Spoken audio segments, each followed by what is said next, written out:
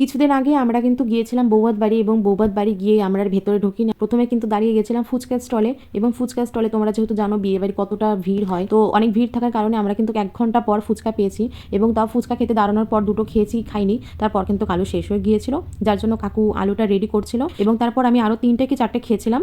আমার পুরো মনে আছে যে আমি 10টা ফুচকাও খাইনি, আমি 5টা কি 6টা খেয়েছি। তারপর একটা কাকিমা আমাকে দেখে বলছে যে এই ধাড়ি মেয়েটা 1 ঘন্টা ধরে ফুচকা খেয়ে যাচ্ছে। আমি কিছু বললাম না, আমি শুধু ওনার দিয়ে তাকিয়ে থাকলাম। সে যাই হোক, এটা গ্রামের বিয়ে, আমি আর তেমন কিছু বলছি না। তো তারপর অনেক লজ্জা নিয়ে আমি কিন্তু তারপর ব্যাক করে চলে এসেছিলাম। তারপর আমি প্যান্ডেলে একটা জায়গায় বসেছিলাম, যেহেতু সেদিন আমার কোনো বান্ধবী ছিল না সেখানে। অনেকক্ষণ বসে থাকার পর আয়োজন বেশি হওয়ার কারণে, লোকজন বেশি হওয়ার কারণে কিন্তু খাবার খেতে খেতে আমাদের 2 ঘন্টা লেগে গিয়েছিল, সত্যি 2 ঘন্টা লেগেছিল। তো 2 ঘন্টার মাঝখানে বুনুর সঙ্গে আমি একটু নাচতেও গিয়েছিলাম, মানে আমি না, বুনু নাচ করছিল আর আমি ওকে পাহারা দিয়ে দিচ্ছিলাম, মানে যাকে বডিগার্ড বলে। তারপর আমি একটু ওর ভিডিও নিচ্ছিলাম, এবং কিছু কিছু ভিডিও নেওয়ার পর দেখলাম যে এটা দিয়ে একটা ব্লগ তৈরি হতে পারে। তো আমি কিন্তু ব্লগ করতেই বসে গেলাম। আর আমার বোনও কিন্তু ওর বান্ধবীকে আমাকে দেখিয়ে দেখিয়ে খুব হাসছিল, আমি জানি না ওরা কেন হাসছিল। আর আমি তো আজকে বেশি মেকআপও করিনি যে আমার মেকআপ দেখে হাসবে।